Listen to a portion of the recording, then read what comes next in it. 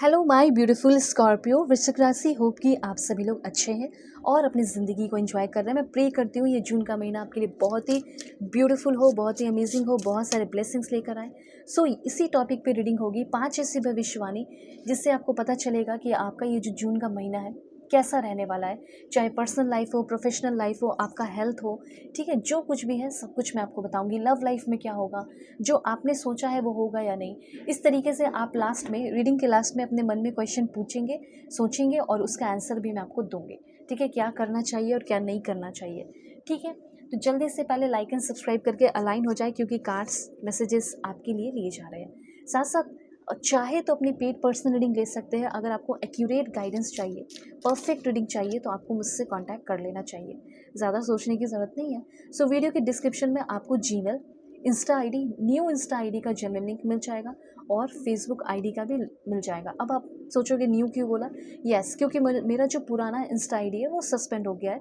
तो आप जो है, मैं उस पर काम कर रही हूँ, पर आप तब तक के लिए जो लिंक दिया गया है, लिंक, क्योंकि आप जब लिंक पे क्लिक करेंगे तो जेन्युइन इंस्टा आईडी पे पहुँचेंगे, तो वो सस्पेंड हो चुका है। तो नया जेन्युइन इंस्टा आईडी मैंने बनाया है, उस पर आप क्लिक कीजिए और अपनी सेशन लीजिए। दुनिया के किसी भी कोने में हो, जो भी प्रॉब्लम चल रहे हो आपके सॉल्व होंगे, तो कांटेक्ट कर सकते हो।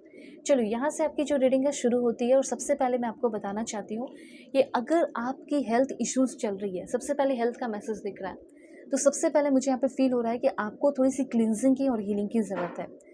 वैसे मुझे ऐसा फील हो रहा है कि फिज़िकली और इमोशनली आपका जो भी हेल्थ इश्यूज़ है वो सॉल्व होने वाला है इस जून के महीने में।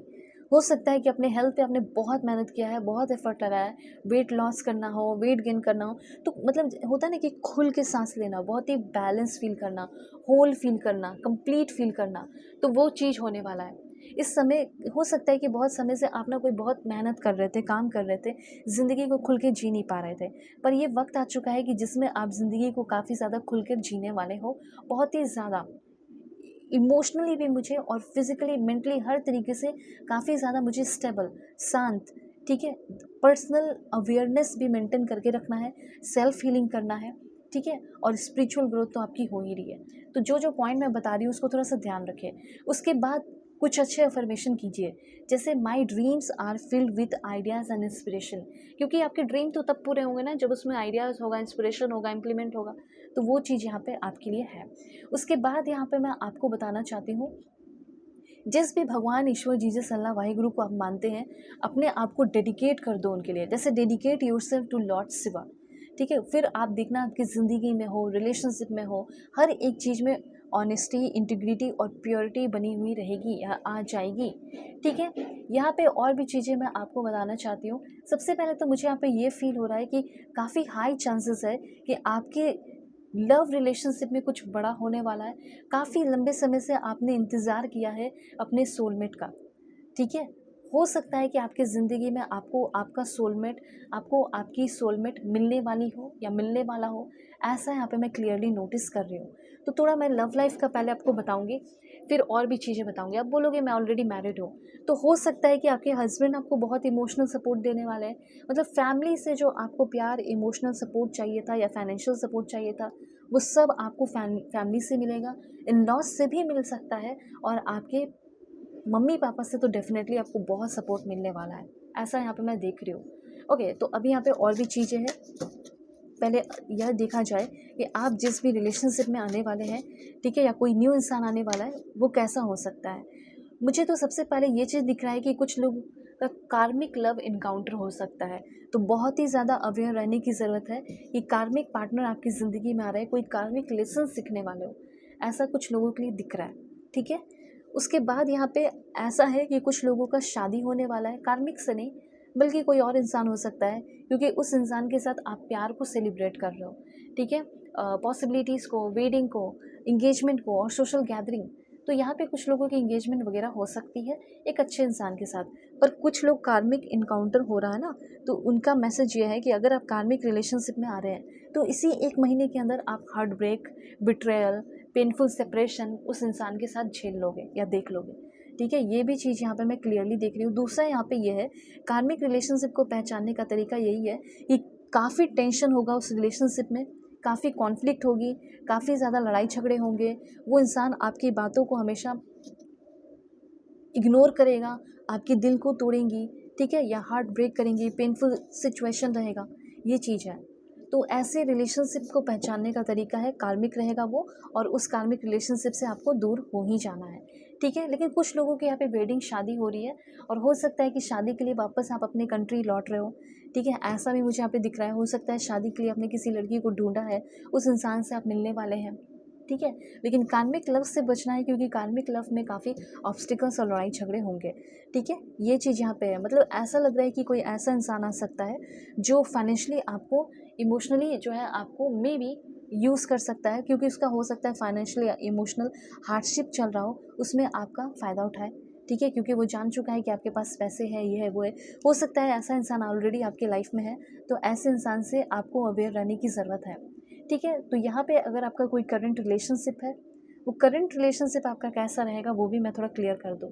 Extra marital affair, husband wife, ex partner, current person, let's see क्या है। मैं करियर का भी आपको और बताऊंगी, ठीक है। देखो यहाँ पे कोई ऐसा इंसान है जो बहुत ज़्यादा अपने आप को बिजी दिखाने की कोशिश कर रहा है। वैसे तो उसके पास टाइम है, वो इंसान समय बना सकता है आपके लिए, ठीक है। तो मैं आपको बताना चाहती हूँ कि अगर कोई इंसान है जो बहुत ज़्यादा बिजी दिखाने की कोशिश कर रहा है, आपको हमेशा उस रिलेशनशिप में रहते हुए भी, रिलेशनशिप में हो, पार्टनर है, फिर भी आप लोनली फील करते हो, ठीक है। अगर ऐसे रिलेशनशिप में हो जिसमें आप अनलव फील करते हैं, आपको इमोशनली कोई सपोर्ट नहीं मिलता, बल्कि आप उनको हर चीज़ें उनके लिए करके रख देते हो, दे देते हो, तो वैसे इंसान से बच के रहने की ज़रूरत है। पर हाँ, आप में से 10% लोगों के लिए चीज़ें ठीक हो सकती हैं, ठीक है। ये चीज़ यहाँ पे मैं देख रही हूँ, बहुत ज़्यादा ओवर थिंकिंग भी नहीं करना है। अगर आपके पर्सन के साथ सब कुछ ठीक चल रहा है, तो हो सकता है कि रिश्ता आगे बढ़े। बहुत ज़्यादा ओवर थिंकिंग मत करो, ओवर मतलब फेक सिनेरियो बनाकर डरो मत, टेंशन में मत रहो, ज़्यादा थिंकिंग मत करो। कंपैरिजन करने की बहुत ज़्यादा ज़रूरत नहीं है, क्योंकि आप में से 5% लोगों का करंट रिलेशनशिप ठीक हो जाएगा, ठीक है। लेकिन ठीक तब होगा जब आप ओवर थिंकिंग करना, फेक सिनेरियो बनाना बंद करेंगे। उसके बाद और भी पॉइंट्स मैं आपको बताती हूँ कि क्या होने वाला है। जैसे अभी करियर की बात की जाए कि करियर में क्या हो सकता है, तो जैसे आप कुछ अपना बिजनेस, रेस्टोरेंट का कुछ लोगों का बिजनेस हो सकता है, ठीक है।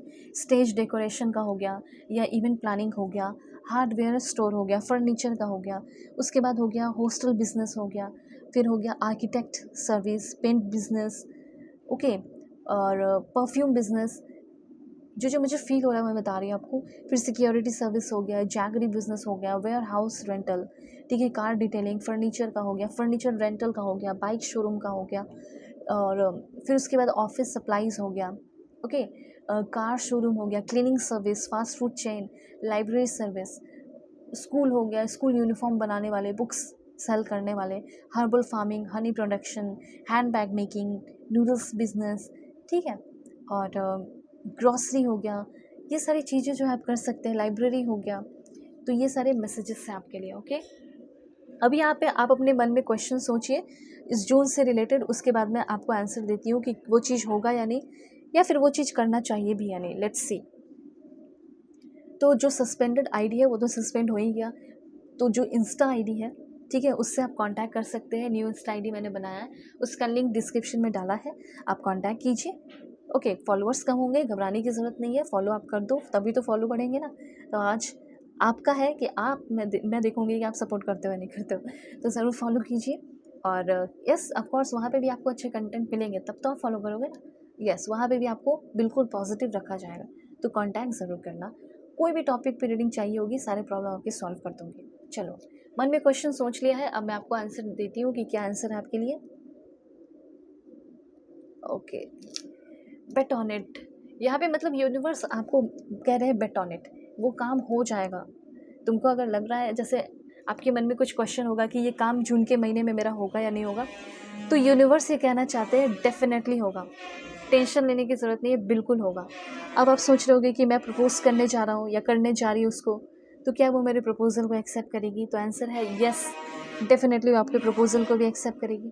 तो ये सारे मैसेजेस हैं आपके लिए, ओके। सो कांटेक्ट कर लेना, किसी भी टॉपिक पे रीडिंग चाहिए होगा, दुनिया के किसी भी कोने में हो। God bless you, take care.